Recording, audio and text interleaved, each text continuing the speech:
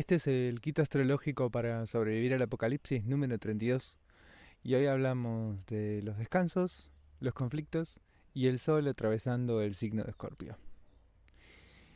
Voy a trabajar con algo que aparentemente es contradictorio durante esta jornada. Por un lado, el conflicto que se guarda bajo la apariencia de una tranquilidad, de una calma, de una docilidad. Y por el otro, el conflicto que tapa, que encubre y que nos inhibe la posibilidad de descansar. Empiezo por esto último. Cuando pensamos el descanso, cuando nos vinculamos con el descanso, hay algo que tiene simplemente que ver con poder encontrar relativamente un lugar en donde finalmente poder respirar, exhalar fundamentalmente, ¿no? Dejarnos caer, dejarnos sostener por algo más grande que nosotros, que nos aloje, nos contenga, nos dé un lugarcito en donde poder decir, ah. Entonces el descanso es siempre relativo. ¿Qué quiere decir esto? Que siempre voy a encontrar un lugar en donde luego de la tensión viene la calma. Diría algo así como que en este momento nos encontramos con la calma después de la tormenta y con la calma antes de la tormenta. Estamos en un momento en donde pasamos un oleaje de conflictos, tensiones e incomodidades y va a venir, en un segundo momento, una nueva tanda de conflictos e intensidades. Pero esto no quiere decir que nos va a ir mal, que qué garrón, que el destino asiago, que nos va a tocar otra vez. Sino que, fundamentalmente, vamos a estar tramitando un caudal mayor de tensiones e incomodidades que están en nuestro inconsciente. Vamos a estar registrando algo de lo que hay adentro. Este es un momento de descanso que permite que recuperar fuerzas, recuperar una integridad, y desde esa integridad volver a trabajar en un segundo momento con lo siguiente que va a ir apareciendo. Y que va a ir apareciendo no quiere decir que nos van a pasar cosas externas, no confundamos. Que van apareciendo quiere decir algo interior va a ir aflorando. En muchas ocasiones esos acontecimientos externos van a estar siendo conflictivos, siendo problemáticos, siendo dolorosos, porque convocan memorias internas, tensas, difíciles, complejas. A ver, en términos objetivos, que nos roben, por ejemplo, puede traer un acontecimiento traumático en sí. Ver un accidente, protagonizar un accidente, claro que son cosas que nos pueden movilizar y conmover, y que tienen una fuerza propia, que no tienen que ver con lo que hay adentro. Objetivamente, ver un accidente o protagonizar un accidente nos va a movilizar un montón de cosas y vamos a requerir todo un tiempo de trabajo emocional para poder atravesar todo lo que nos hizo adentro ese accidente. Lo traumático implica una reelaboración, implica algo que se subsana. Entonces, o sea, me caigo de la moto y voy a tener todo un tiempo de recuperación de las heridas físicas, de las heridas emocionales, un tiempo en donde me va a dar temor e incomodidad volver a subirme a la moto. Estoy andando en bicicleta y un auto me choca. Bueno, me van a pasar un montón de cosas con eso. Pero en cierto sentido, el trabajo posible tiene que ver justamente con la dedicación que podemos darle a la elaboración emocional de esto que nos pasa a nivel concreto. El trabajo posible tiene que ver con ver cómo alojamos en nuestra agenda, en nuestro cuerpo, en nuestra atención, ese proceso de reparación de aquello traumático y difícil que hemos vivido o que estamos viviendo. En cualquier caso, este momento es un momento de descanso. Estamos teniendo que trabajar una cantidad de dolor, de incomodidad y de pesar menor que la que hace un tiempo y menor probablemente que la que vendrá más adelante. Entonces, en este momento, medio ventana, medio en paréntesis, es un momento en donde se vuelve necesario el descanso. Descanso que en parte va a estar propiciado por el otro lado de este movimiento paradójico, que es que hay un conflicto escondido. Hay una calma escondida en la tensión y hay un conflicto escondido en la calma. Estas dos cosas conviven en este momento. El conflicto que está escondido en la calma es, este es un momento de descanso, de distensión, que pospone, que aplaza la resolución de ciertos conflictos. Esto es fundamental. Toda guerra necesita treguas momentáneas para poder reagruparse y reorganizarse internamente. Lo interesante de esta tregua y lo interesante de la reelaboración de este conflicto es que nos permite distinguir más o menos si hemos finalmente terminado nuestra guerra o si esa guerra todavía está en curso. Entonces, lo fundamental tiene que ver con distinguir si el conflicto es aparente o si la calma es aparente. Las dos posibilidades están sobre la mesa e incluso diría, es probable que haya una combinación de las dos cosas. Que haya calmas aparentes. ¿Qué quiere decir una calma aparente? Quiere decir, hay un conflicto que yo no estoy abordando, elaborando, enfrentando. Hay algo que requiere mi atención, que necesita mi atención, a lo que yo no le estoy pudiendo dedicar un tiempo, a lo que no estoy pudiendo encontrar un modo de resolver. Y, por la otra mano, el conflicto aparente es, estoy enredado en una tensión, en un conflicto, en una incomodidad, en una pelea, en una disputa, que de algún modo no me permite encontrar la calma que efectivamente este momento trae. ¿Cuál es la calma que trae este momento? ¿Cuál es la paz que trae este momento? ¿Y cuáles son los conflictos que en este momento estoy evadiendo? Estoy dejando de lado, estoy dejando atrás. Esa distinción, ese discernimiento entre lo artificial de la calma y lo artificial del conflicto es fundamental. ¿Qué es lo que hay que distinguir? Lo real del conflicto y lo real de la calma.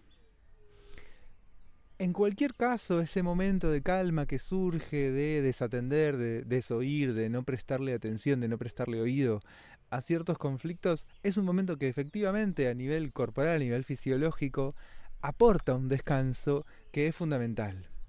Hay un descanso que es fundamental, hay un descanso que es importante lograr darse. ¿Por qué? Porque hay algo de poder dejar que ciertas cosas drenen, salgan del cuerpo. Esto a nivel químico, a nivel fisiológico, a nivel emocional. El momento Escorpio es un momento en donde mientras más logro darle consistencia a cierta pérdida, más potente se vuelve. Quiero decir, es un momento de perder, es un momento en donde algo muere, es un momento en donde algo hay que poder drenar del cuerpo. Dejar salir, y por eso es interesante hacer desintoxicaciones en otoño y en primavera. Son dos momentos lindos para hacer desintoxicaciones. Ya sea que estés en el hemisferio norte y escuches esto en otoño, o que estés en el hemisferio sur y escuches esto en primavera, es un lindo momento para dejar salir del cuerpo los excesos de toxinas que nos están generando una saturación interna. ¿Qué hace esa saturación interna? Que algo se vuelva a repetir, se repite y se repita, y que no haya lugar para lo nuevo. Yo vuelvo una y otra vez a los mismos lugares. ¿Por qué? Porque hay algo que no salió del cuerpo, que no se drenó, que no logré justamente perder. En esa imposibilidad de perder aquello que habitó el cuerpo, aquello que pesó sobre el cuerpo, hay algo que vuelvo a rumiar, a regurgitar, a volver a procesar, a tener que volver a digerir. Esa es la incomodidad que trae. Esta es la incomodidad que trae la imposibilidad de perder. En tanto yo no logro perder, en tanto yo no logro dejar salir de mi sistema, de mi cuerpo, de mi inconsciente, de mi psiquismo, de mi emocionalidad, ciertos elementos, ciertos temas, ciertas tensiones, ciertas dificultades, hay algo que va a volver, hay algo que retorna. ¿En qué forma retorna? ¿De qué modo retorna? Inciso entonces, identificar el momento posterior a la tormenta, esa calma después de la tormenta y esa calma antes de la tormenta. ¿Cuáles son los conflictos que escondo y cuáles son los conflictos que estoy trayendo, poniendo sobre la mesa, quizás innecesaria y artificialmente? En cierto sentido es un momento que invita a dejar que las batallas que ya no tienen realidad terminen y a dejar que las batallas que tienen que ver con lo que hoy nos convoca de la vida aparezcan, afloren, tengan un lugar un poquito más importante dentro de mi vida cotidiana. ¿A dónde tengo que pelear? ¿Y a dónde el conflicto es simplemente un conflicto viejo, un conflicto muerto, un conflicto que tengo que dejar ir, que tengo que permitirme perder? Perder los conflictos es también aliviante, es potente, es dulce, es clarificador. Cuando yo pierdo un conflicto, surge profundamente un alivio, aun cuando el resultado sea la derrota. De alguna forma u otra, toda guerra implica una derrota. Es más claro el descanso y el alivio cuando yo gané. Después del partido, que gané 3-0, me siento regocijado, tranquilo, sin remordimientos, puedo repasar alguna jugada. Pero cuando perdí 3-0, me quedo con una pesadez, con una incomodidad, con la sensación de podría haberlo hecho mejor, podría haber ganado el partido. Pero en cualquier caso, ya sea por la derrota o por la victoria, hay algo que trae alivio, que es que la batalla terminó, que el partido terminó, que esa tensión previa al encuentro, que esa tensión durante el partido, ya está, ya se dio. Entonces poder encontrarse con el alivio de lo que ya concluyó es importantísimo para nuestro sistema psíquico. Es importantísimo como una instancia de descarga, de desafectación y de drenaje. Es fundamental poder darse esos momentos en donde algo sale del cuerpo, se va del cuerpo, se suelta y se va. Esto puedo hacerlo desde lo fisiológico, puedo hacerlo desde lo emocional, puedo hacerlo desde lo mental, puedo hacerlo desde un montón de lugares. Es un momento lindo para drenar, para limpiar, para desintoxicar. ¿Por qué? Porque vuelvo a recuperar un espacio que es fundamental para la vida. Lo vivo necesita espacio, lo vivo necesita un vacío que pueda alojar algo de lo que va aflorando, emergiendo, sucediendo. Esto, para poder registrar incluso qué es lo que siento, yo necesito desafectar un poco mis receptores sensoriales, tanto emocionales como físicos. Entonces, es una hermosa invitación. Dejar que haya ciertas batallas que terminan es encontrarse con ese lugar de calma y de regocijo. La calma, aunque sea fruto de esconder, tiene una realidad física, tiene una realidad emocional, tiene una realidad productiva.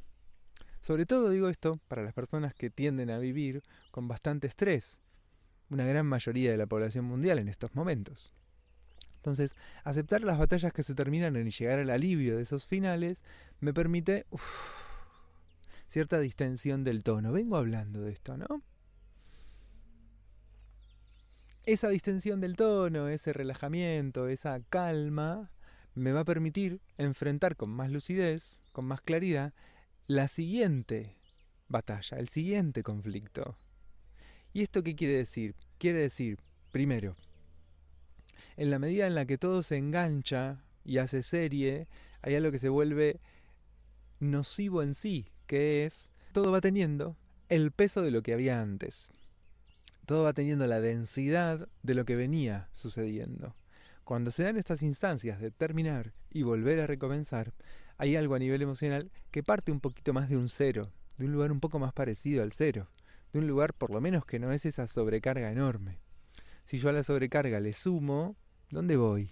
Bueno, descargar permite distender esa sobrecarga y volver a irme cargando en tal caso de tensión, de incomodidad. Uno de los grandes puntos del estrés es justamente que yo enfrento una situación desafiante o tensa emocionalmente, segrego un montón de sustancias fisiológicas para prepararme para enfrentar ese conflicto y finalmente nunca sucede el momento de distensión. Entonces esto, la distensión es fundamental. Y aunque venga de lugares un poco artificiales, quiero decir, aunque surja de esconder en el ropero el conflicto que yo debería estar enfrentando, esa calma es en sí valiosa. ¿Qué pasa con esa calma que surge de que yo esté guardando en el ropero un conflicto, una tensión? Bueno, que probablemente sea una calma que siembre una tormenta, que construya una tormenta para un segundo momento. En ocasiones hay algo de esto que, lejos de ser un capricho o una necedad, es algo sabio. Yo guardo para un segundo momento un conflicto que ahora sé que no puedo dar, que no tengo las fuerzas para dar, que no tengo la sabiduría para dar, que no tengo el conocimiento para dar. Y en ocasiones, la calma de eludir ese conflicto me permite desarrollar las herramientas que yo necesito para poder enfrentarlo. Buscar las ayudas, convocar un ejército que se repliega y busca los aliados necesarios para poder volver a esa batalla sin que sea una sangría interminable. En última instancia, el gran desafío es lograr el final de la batalla. ¿Cómo se logra el final de la batalla? Esta es una pregunta muy profunda y que no tiene una respuesta a priori para todos. Es una respuesta que cada cual va a ir destilando en su propia vida. ¿Cómo se terminan las batallas? ¿Cómo se termina una batalla? Una batalla no se termina escondiéndose y retirándose. Hay que poder darla. Pero también hay que admitir que esa batalla se termine. No quedarse para siempre en un conflicto de una resolución imposible. Ir pudiendo al menos dejar que algunas partes de esa batalla vayan saldando, vayan cerrando, vayan terminándose. Otra cosa que trae este momento es la incomodidad respecto de ciertos secretos. Como si esto que yo guardo, o el conflicto o el secreto que yo guardo, se moviera debajo de la superficie, ¿no? Podemos traer la imagen de una ballena moviéndose cerca de la superficie del agua y que veo como una sombra en el mar. Es una gran sombra perturbadora. ¿Qué es esto que se mueve ahí? O la imagen de algo que se mueve debajo de unas sábanas, ¿no? La imagen de un gatito que se metió debajo de las cobijas y está moviéndose dentro de la cama. Bueno, algo de eso, eso tapado presenta una variación perturbadora. Ese secreto que guardás en lo profundo va ahora a acercarse a la superficie y a estar cerca de la punta de la lengua. Incluso pareciera que escuchás algo de ese secreto cuando hablas de cualquier otra cosa. Sentís tensión, incomodidad. ¿Por qué estoy diciendo esto? Qué raro esto que estoy diciendo. Ah, el secreto se acerca a la punta de la lengua. Me gustaría hablar de un tema más escorpiano en este encuentro, que es el tema de la culpa. Lo voy a tocar más o menos superficialmente y probablemente en un segundo episodio, en un siguiente episodio, lo trabaje con más profundidad. Incluso podría ser un episodio específico hablando sobre culpa, porque es un tema muy profundo, muy complejo y es un gran condicionador de nuestra experiencia en el mundo y en la vida. Entonces pensar sobre eso y mirar astrológicamente cómo podemos elaborar algo en relación a esto, siento que puede ser una hermosa herramienta. Pero en fin, hoy lo que quisiera decir tiene que ver con algo específico del perdón, con la posibilidad de alojar ese perdón que se recibe. En cierto sentido, la culpa tiene un lugar valioso, que es el de frenillo moral, el de frenillo ético. Frente a determinadas situaciones, yo no voy a hacer esto o aquello, porque sé que si lo hago después me voy a sentir muy culpable. No sé, no le voy a pegar una piña al tipo porque después me voy a sentir culpable. No voy a insultar a alguien porque sí, porque después me voy a sentir culpable. Hay un criterio ético que es, no sé, el amor irrestricto a la humanidad, ponele, por decir algo, que haría que yo no le pegue a alguien, sí, puede ser. Pero una vez que hay algo, no sé, de lo que me molesta o lo que me incomoda que el otro haga tal o cual cosa, que hace que ese frenillo ético como más positivo y más constructivo de, bueno, el otro, hay que respetar el proyecto de vida del otro, ponele. Ese es mi criterio ético. Bueno, pero el otro tiene un proyecto de vida de un imbécil. Está haciendo una imbecilidad tremenda y esa imbecilidad a mí me molesta. Entonces ese frenillo ético se rompe. ¿Por qué? Y porque no voy a respetar al imbécil este que está haciendo esta pavada. Y que además esa pavada me perturba y me incomoda. Pero yo, a la hora de tener una represalia o a la hora de castigar a este otro por lo imbécil de su accionar, voy a tener otro frenillo, que es el de la culpa. Que si yo sé que le pongo un palo en la rueda y se cae, después me voy a sentir incómodo, me voy a sentir culpable, me voy a sentir mal por haber hecho algo que dañó al otro. Entonces, están los frenillos éticos y están los frenillos de la culpa. Que en última instancia es, yo no quiero padecer, ¿no? Es una autopreservación. Está perfecto, no tiene nada de malo. Y es parte de lo que nos permite convivir en sociedad. Digo, la culpa es un elemento fundamental que tiene que ver con algo de asumir la responsabilidad sobre los propios actos. Tiene un lugar saludable entonces la culpa. Pero en muchas ocasiones algo de lo que pasa con la culpa es que yo termino asumiendo una responsabilidad que no me corresponde y esta culpa nunca se termina. Asumir una responsabilidad excesiva muchas veces implica tener una esperanza y una fantasía de que yo puedo resolver tal o cual escena. Entonces a veces perder esa esperanza resulta muy difícil. Yo tengo que aceptar, si yo no tengo una injerencia tan grande en esta escena, tengo que aceptar que hay algo ahí que pasó con lo que yo no voy a poder nunca, que yo no lo voy a poder cambiar nunca. Esto es uno de los grandes motivos por los cuales nos aferramos muchas veces a la culpa. Después hay otros motivos que dejaré para un segundo episodio, para otro momento, en donde volvamos a traer este tema. Pero me gustaría hoy abordar algo que está ligado con la culpa, que es la idea de el perdón y el castigo. El perdón no es algo que uno pueda darle a otra persona, sino es algo que se recibe de instancias más grandes, mayores. Esas instancias mayores pueden ser espirituales o humanas, pero el perdón es algo que siempre se recibe. Yo, como humana, como humano, no puedo entregarle el perdón a otro humano. Puedo, en tal caso, aceptar algo de ese perdón que llega a mí, por la escena en la que de algún modo estuve involucrado. Puedo trascender lo traumático de lo que me hicieron y puedo dejar al otro con su culpa y su responsabilidad. Puedo aceptar que yo no tengo nada que hacer ahí. Ese es mi trabajo posible. Esa es mi elaboración posible. Supongamos que Roberto viene y me pega una trompada, yo puedo atravesar todas las emociones que me implican haber recibido ese castigo, ese golpe físico, hasta llegar a un momento en donde no me afecta la memoria de lo sucedido, no me condiciona mi vida diaria, puedo caminar tranquilo por la calle sin temer que me peguen una trompada, y puedo dejar en Roberto toda la responsabilidad de haberme golpeado. No tengo nada de carga en eso, lo dejo con él simplemente. Esto es algo errado que él hizo, dañino que él hizo, y él tendrá que verse con la legalidad, con la justicia y con lo espiritual. Es su tema, no es mío. ¿Mi elaboración cuál es? La reelaboración de lo traumático. Hablé de esto más al principio del podcast. Necesito procesar esto que me dolió y que me afectó a mí. Y parte de ese procesamiento es dejar de creer que la justicia en la escena tiene que ver conmigo. Yo todo lo que puedo hacer en la escena es denunciar, decir, Roberto hizo esto.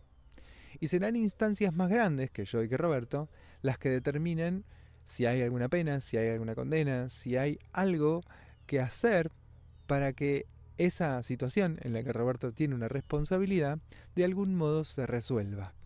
Pero no es atribución mía, ni el castigo ni el perdón. El castigo y el perdón se los encontrará el otro, el que me dañó o la que me dañó, en relación a instancias más grandes que yo. Yo respecto de quien me daña tengo un lugar de paridad. Incluso tengo un lugar de paridad aunque haya una asimetría en ese daño. Quiero decir, si viene un policía y me pega, hay algo de ese policía que tiene una relación asimétrica porque ese policía representa el poder del Estado. Tiene una macana o tiene una pistola o tiene el palito obedecedor, como dice Mafalda, que representa el poder del Estado. Entonces hay una asimetría. Este que se supone que debería cuidarme me está pegando. Bien, aun cuando hay esa asimetría, en términos de un delito penal, hay una asimetría. ¿Qué quiero decir? Frente a la ley, frente a esta instancia mayor, él es el victimario y yo soy la víctima, ¿no? En tal caso es el acusado de un delito y yo soy quien padeció ese delito. Pero no hay una diferencia ahí, estamos en el mismo lugar frente a eso más grande. Tendrá agravantes el hecho de que esté esa asimetría, que hace que yo tenga menos elementos para defenderme, será un agravante, ¿no? Es agravado por la función que desempeña, o un homicidio agravado por el vínculo. La confianza que da esa intimidad de un vínculo, por ejemplo, familiar, hace que ese asesinato sea más grave. Pero frente a la ley estamos en el mismo lugar, ¿no? Como podemos imaginarlo, el juez un poquito más arriba en los juicios, tenemos las imágenes muy de los juicios estadounidenses por tantas películas, ¿no? Que está el juez un poquito más arriba, al costadito del juez dos tarimitas en donde van los testigos a comparecer, y los dos, el acusado y el acusante, en el mismo lugar, en el mismo llano, en el mismo suelo. ¿Y por qué digo esto? Porque es importante que frente a lo que nos agravia podamos tramitar y trabajar con lo que nos agravió y con lo que nos duele de ese agravio, y también con sacarnos de encima esa responsabilidad sobre nuestro agraviante, cortar con algo de ese vínculo. En muchas ocasiones terminar de procesar un daño que nos hicieron es dejar con el otro eso que nos dañó, dejar de llevar un lazo con nuestro agresor, con nuestro dañador, que nos vincule con él. Y esto es dejarlo en manos de algo más grande, poder dejarlo en manos de algo más grande. Esto reporta un alivio extraordinario cuando trabajamos con acontecimientos traumáticos que implican a alguien dañándonos. Pero a la vez, también nos invito a registrar cuando hemos recibido ese perdón de esas instancias más grandes. A veces es sobre cosas pequeñas y chiquititas, ¿no? No sé, fui infiel a una pareja, dije algo que no era cierto, mentí, me siento culpable, me siento incómodo o incómoda por eso. Esto, a veces hay cosas menores, ¿no? Que ni siquiera están en el Código Penal ni en el Código Civil, que son cuestiones éticas. Y que muchas veces el gran trabajo que tenemos es poder advertir nuestra responsabilidad en la escena, asumirlo y sí, sentirnos un poco mal por haber hecho algo que no estuvo bien, que no fue correcto, que no fue adecuado. Che, hice esto, tendría que haber, no sé, cosas que son menores. Nuestro trabajo es poder aceptar esa responsabilidad, tomar esa responsabilidad, atravesar algo de lo que implica tomar y aceptar esa responsabilidad, pero también poder aceptar el perdón. ¿Cuál es la culpa que hay, la pena que hay para una persona que, no sé, no levantó a alguien que estaba haciendo dedo? ¿Por qué no tenía ganas? ¿Estaba de mal humor? No, no tengo ganas de levantar a nadie, sigo. Y después me siento un remordimiento. Ay, pobre persona que estaba ahí al sol. ¿Cómo no la levanté? Bueno, ¿cuál es la pena? ¿Hasta dónde es proporcional al acontecimiento sufrir por la culpa que este acontecimiento trae? Quiero decir, parte de lo saludable es aprender a regular adecuadamente la culpa que sentimos frente a nuestras faltas y nuestras fallas. Todos y todas fallamos y cometemos faltas. En algunas ocasiones son graves, en algunas ocasiones son menores, pero en cualquier caso es necesario tener la humildad suficiente de aceptar el perdón que nos dan instancias más grandes que nosotros, que nosotras. Quiero decir, no está estipulado en el Código Penal que si no levantás a alguien a dedo tenés, no sé, 6 meses de cárcel. Si la persona estaba desangrándose y vos no paraste y no llamaste a una ambulancia, sí tenés una pena legal. Entonces ahí te corresponderá ese castigo. Pero si no tenés esa pena, si no hay ninguna culpa en tu accionar, digo, si esas instancias mayores que nosotros dicen no tenés una culpa en tu accionar, te entrego el perdón, nuestro trabajo es poder aceptar ese perdón. Y sobre cosas espirituales, sobre cosas más del alma, también es importante poder encontrarse con esto que nos entregue ese perdón. O sea, una naturaleza que nos sostiene amorosamente a pesar de nuestros errores o de nuestro daño. Esto, la imagen de Dios que cada cual tenga y construya entregándome ese perdón. La imagen de totalidad, de absoluto, de divinidad. ¿Frente a quién pido perdón?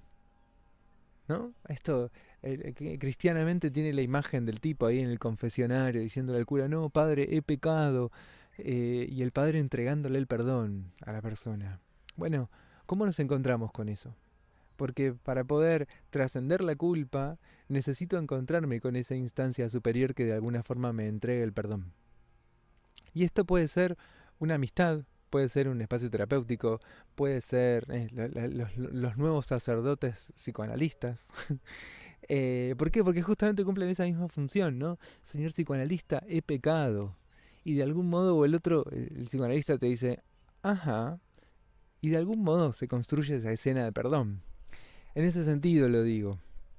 No estoy hablando ahora del extremo dogmatismo de algunos psicoanalistas. Sobre todo porque me parece una disciplina fascinante el psicoanálisis. Entonces no quiero ponerme a criticarlo. Pero sí, justo traje un ejemplo que medio chistosamente trae un paralelo muy fuerte. ¿Cómo se construye el vínculo con algo más grande que yo, con una instancia superior a mí, que me puede entregar ese perdón y así permitirme transitar la culpa? Socialmente hoy los lugares no son tan nítidos. Quizás diría esto, quizás diría que lo terapéutico es el lugar en donde más claramente aparece algo de esto, ¿no? Bueno, yo voy, le confieso a mi terapeuta que fantaseo con cagar a trompadas a mi jefe y mi terapeuta me dice, bueno, sí, es normal, tu jefe la verdad que te está molestando todo el tiempo, es lógico que guardes algún rencor, algún resentimiento y la fantasía es una forma de fugar un poco esa tensión psíquica que te produce tanta exigencia y ciertos maltratos de tu jefe, ¿no? Ubiquemos, esto y esto tiene cierto lugar de maltrato, en algún punto tu fantasía quiere redimir o vengar ese maltrato. Bueno, otra serie de cosas que podrán trabajarse obviamente en el caso a caso, ¿no? Pero quiere decir esa función de te entrego el perdón frente a este pensamiento maligno que te carcome la culpa y la incomodidad y cómo voy a pensar esto, cómo voy a sentir aquello. A veces hay casos más complejos, ¿no? Pero en cualquier caso, me parece interesante invitarnos a este elemento diferencial para poder transitar esa culpa y para poder llegar a un otro lado de la culpa. Hoy hablé un montón, hay un montón de tránsitos en el cielo, voy a mencionar algunos, aunque sea más o menos al pasar. El 30 de octubre Mercurio le hace oposición a Urano, trayendo una gran potencia para poder nombrar y entender cosas, ¿no? Mucha velocidad mental, mucha agilidad mental y sobre todo mucha agilidad mental para entender cuestiones que tienen que ver con lo financiero, con lo económico, con herencias. Puede haber movimientos de herencias, sobre todo medio inesperadas. Puede haber movimientos de herencias, quiere decir, se vende la casa de mi abuela, pero también puede ser, entiendo de otro modo el legado que deja este tío escultor, que me deja más o menos cerca del deseo y puedo tomar algo de eso y entender de otro modo la vida gracias a algo de esto que tomo. También Mercurio, que está en Escorpio haciendo oposición a Urano en Tauro, puede traernos un procesamiento de nuestro mundo emocional que nos habilite la apertura y la potencia que da la sensorialidad. Y de nuevo acá aparecería el descanso, cierto lugar de entender algo de la historia, algo de la memoria, trayéndonos un alivio que nos permite descansar. Digo, esto es un elemento muy taurino. Al día siguiente, el 31, Mercurio hace un trígono con Neptuno, reforzando un poco la posibilidad de disolver alguna de las tramas inconscientes que estén pesando sobre nosotros y que nos estén trayendo mucha tensión emocional. El 1 de noviembre habrá una luna nueva en Escorpio, de la que hablaremos en nuestro informe de lunas, seguramente escrito en Instagram, quizás llegue a grabarlo y a subirlo por acá también. El 2 de noviembre Júpiter va a hacer un sextil con Quirón. Júpiter está en Géminis y Quirón está en Aries. Este sextil nos permite de alguna forma encontrarle sentido a nuestra herida, ¿no? Es un elemento más, una cuotita más, un capítulo más en la posibilidad de que nuestra herida más profunda, propia de nuestra condición humana, hablo de Quirón, tenga sentido. Y de cierto modo, Júpiter nos invita a encontrar sentido en el juego. ¿Por qué? Porque está en Géminis.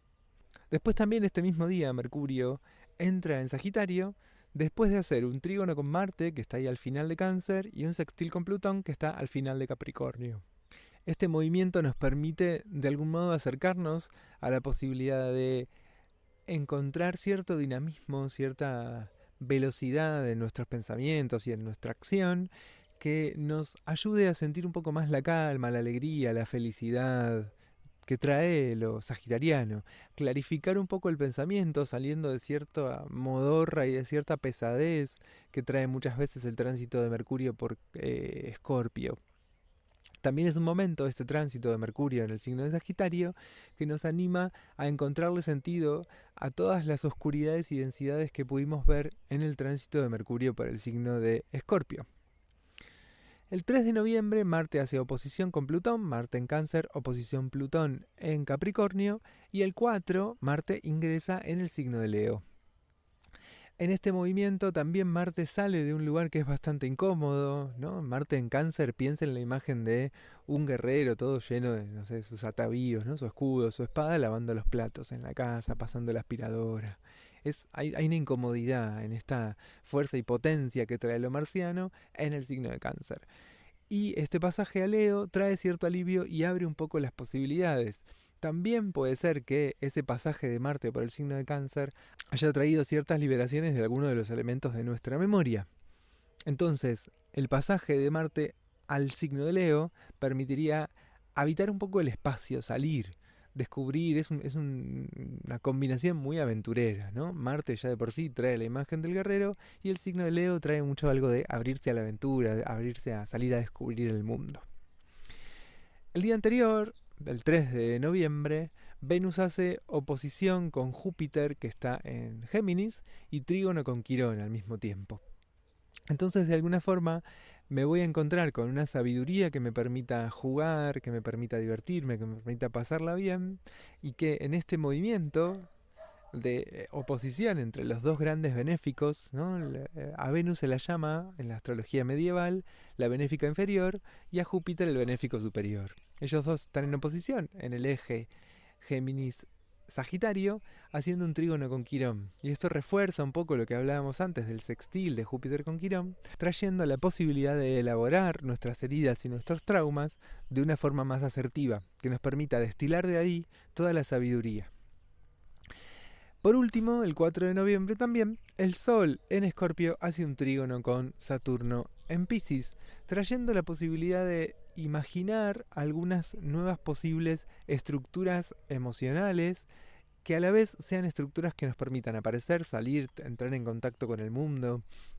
Es un trígono que también trae la posibilidad de encontrar nuevas potencias en nuestros ámbitos laborales y profesionales, de encontrarnos pudiendo soportar y sostener más caudal de poder, más caudal de sabiduría y de confianza en nuestra profesión y en nuestro oficio. Bueno, eso es todo por esta semana. Les agradezco un montón los comentarios que hacen, por un lado, que crezca el podcast, que lo conozcan más personas, porque YouTube dice, hay personas de verdad viendo esto, no son robotitos. Y por el otro lado también a escucharles un poco, a ver por dónde les resuena, qué les trae, qué les pasa con este contenido que les comparto. Así que bueno, eso, muchas gracias por comentar. Siempre hay bastantes comentarios, así que eso, de verdad gracias. Obviamente por poner me gusta, quienes no están suscriptos, suscríbanse. Pueden seguirnos en nuestras redes sociales, en Instagram, sebabru.astrología, lo mismo en Facebook, lo mismo en YouTube. En Spotify buscan sebabru y ahí voy a aparecer. Pueden entrar a sebabru.com y descubrir nuestras formaciones, talleres, cursos, tener ahí todos concentrados nuestros links de distintas redes. Bueno, gracias, un montón de gracias. Está terminándose el año, estoy pensando cómo voy a hacer en las vacaciones y qué voy a hacer el año que viene con este podcast. Así que bueno, nada, gracias por estar acá y nos seguimos encontrando.